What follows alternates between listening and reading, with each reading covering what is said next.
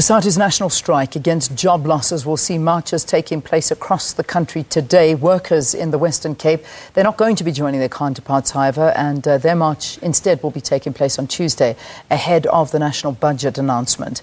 Traffic in the Johannesburg CBD will be affected when Cosatu's march gets underway at the Mary Fitzgerald Square at 10 o'clock this morning. So let's cross back to Chriselda Lewis now. She's in Johannesburg. Chriselda, we've been told from Cosatu that every single sector is going to be affected, from teaching to nursing to Eskom, even more so than it already is. From what we're seeing behind you, not too many people at all at this point, but then again, it is still early. So let's throw this one over to you.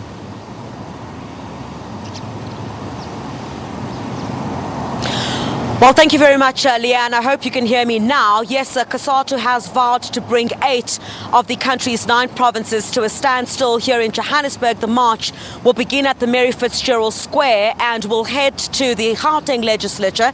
And then the final memorandum of demands will be handed over at the Mineral Council South Africa, formerly known as the Chamber of Mines. So still very quiet, as you pointed out, Leanne, here this morning. It's still very early. Cosatu is hoping that, of course, the rain that has already started here in Johannesburg will not dampen the spirits of the thousands of workers that they're asking to show up at these marches countrywide. And Cosatu basically saying that top of the agenda, of course, is the issue of job losses in South Africa, as well as unemployment.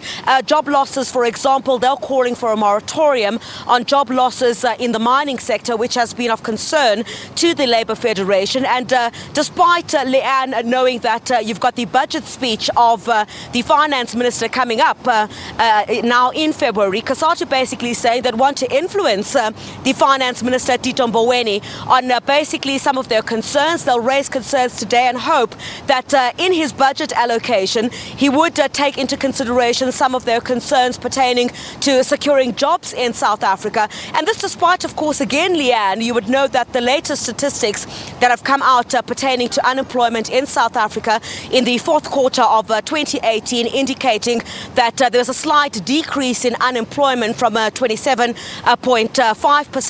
to 27.1%. So a slight decrease there, but Cosatu feels that that is not enough. South Africa does have a crisis of unemployment, and they're saying they're taking it to the doorstep of government today. And they want government basically to take heed, in particular the finance minister, when he presents that budget, that there should be a significant allocation to address some of the critical crises that South Africa is facing, including unemployment and job losses.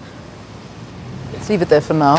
I know that Chriselda will keep an eye on that for us, and will be crossed to throughout the morning here on SABC News Channel 404. So stay tuned for that. Full coverage, comprehensive coverage on SABC about Cosatu's national strike against job losses. And as you know, it is going to be happening all over South Africa.